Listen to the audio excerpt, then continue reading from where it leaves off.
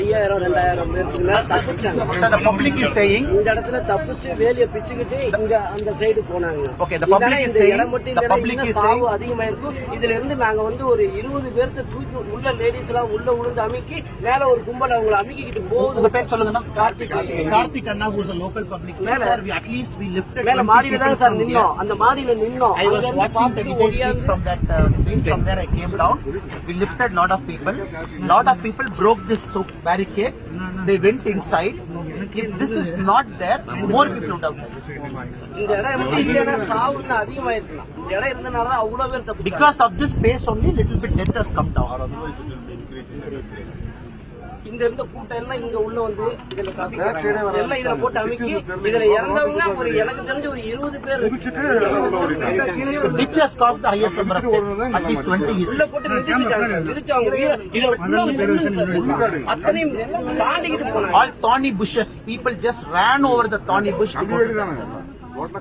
இது மட்டும் இல்லைன்னா சாவு அதிகமாயிருக்கு. இந்த இடம் மட்டும் இல்லைன்னா சாவு அதிகமாயிருக்கு. It was this iron fence. You see this fence, sir? Iron fence.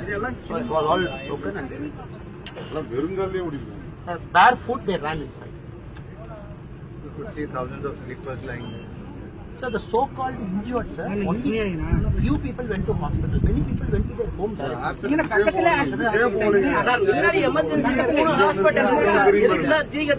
He's saying when there are 3 private hospitals nearby with emergency, why did they take all the people to GH?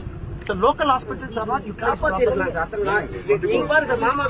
எனக்கு தெரிஞ்ச ஒரு 5 பேர் ஆம்புலன்ஸ்ல ஏற்றுமே தண்ணி வந்து ஒரு என் friends வந்து ஒரு இன்னொரு 400 பேருக்கு டியூப்ல தண்ணி. I personally sent 15 people in ambulance, but local 3 hospitals with 24/7 emergency, they didn't utilize it. Why did they go to GH, which is very far from here?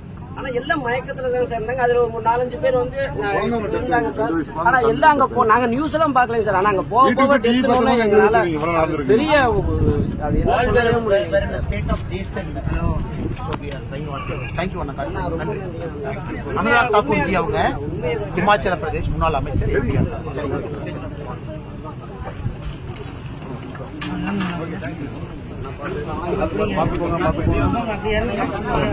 போங்க